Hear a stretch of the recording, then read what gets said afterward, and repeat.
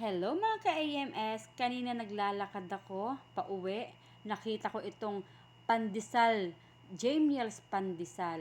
Ang sabi dito ay fresh, delicious, and nutritious. So, ano nga bang ginawa ni Aling Mimay? Syempre, pumili!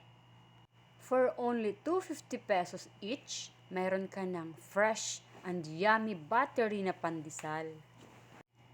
Nasa Plasang Luma lang ito guys, kaya punta na kayo dito para matikman nyo yung kanilang pandesal na kakaiba.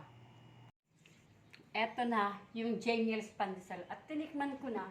Tapos, ang sarap ng amoy kasi bago siya ipasok ulit sa oven nung isasalang siya, nilagyan na naman siya ng butter, kaya creamy buttery siya.